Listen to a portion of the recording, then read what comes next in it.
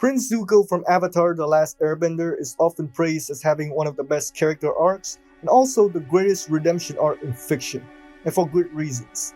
Despite being from a cartoon, his arc manages to have more complexity and depth to it than 99% of these so-called mature series. So, what makes it so good then? Well, that's what we're going to go into in this video to find out. Initially, Zuko was depicted as a prideful and reckless character. He had a troubled past in regards to his relationship with his family. He was abused by his father when he left a scar on his face, and it's his desire to regain honor and prove himself to him that drove him to pursue his quest of capturing the Avatar. His relationship with his sister is also driven by a sense of rivalry, which further contributes to his desire of wanting to prove himself. His uncle serves as a pivotal figure in Zuko's character journey. He represents a true father figure which Zuko never had, and it's through him that he finds guidance and comfort. In his journey of capturing the Avatar, there were many instances where Zuko's reckless nature causes himself to be put in dangerous situations. And it's his uncle that makes Zuko gradually realizes the negative consequences of this quest. Another important part of Zuko's journey is when he and his uncle put away their identities and live as normal people. This is the part that creates a sense of humility within him and calms the anger inside him. It allows him to introspect and realizes maybe his purpose goes beyond capturing the Avatar. There are instances where we see his gradual change in behavior, like when he listened to his uncle and decided to set Aang's bison free. However, his desire to prove himself remains there inside him, showing that the emotional scars inside him was still very much present and not easily forgotten. Despite his gradual change, one moment that showcased how conflicted his character still was the sequence in the Crystal Catacombs. Zuko had to make the ultimate decision between the Fire Nation and what he truly wants, when his sister was hunting down the Avatar. Even though there was a small moment of reconciliation between him and Katara when she offered to heal his scar, Zuko ultimately decided to make the decision of betraying his uncle and join his sister. This was a great character moment.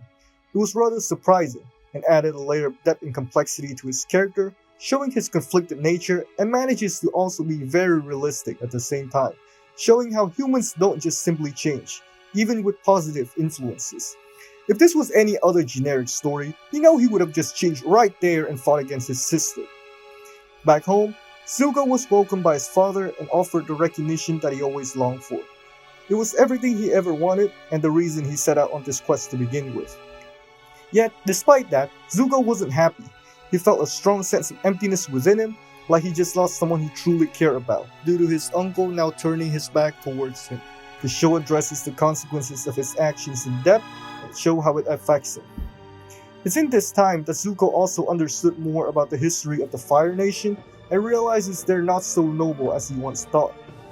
He also came to the realization that what his father did to him wasn't a form of tough love, but rather something deeply wrong, and saw him for what he truly was. This is how you actually react to realizing someone was abusing you, not praising them like a god after. It's then that he finally came to understand his true destiny and turn against his father, and seek to join the side of the Avatar.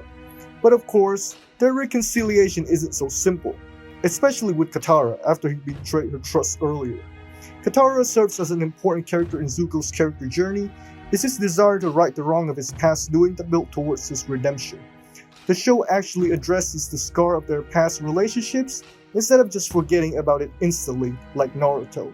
One moment in particular I really liked was when he wanted to teach Aang's firebending and was even willing to be a captive of him. It showed his sense of humility and how much he has matured as a character in his journey of redemption. Another powerful moment was when he reunited with his uncle and opened up emotionally to him, who he now realizes is the true father he never had. And in the end, when he was fighting against his sister, he finally completed his redemption arc when he committed the ultimate act of self-sacrifice and took the lightning attack for Katara.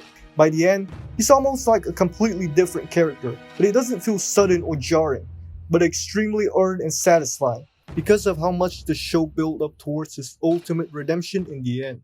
Another redemption arc that received nowhere near that amount of build-up, but for some reason is super highly praised, is Thorfinn from Vinland Saga.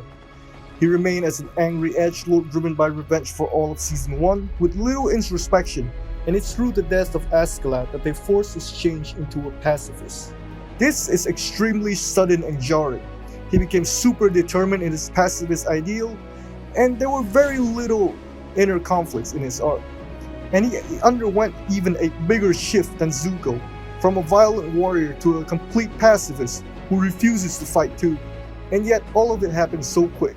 In conclusion, Zuko's character arc remains as one of the greatest examples of character development in fiction.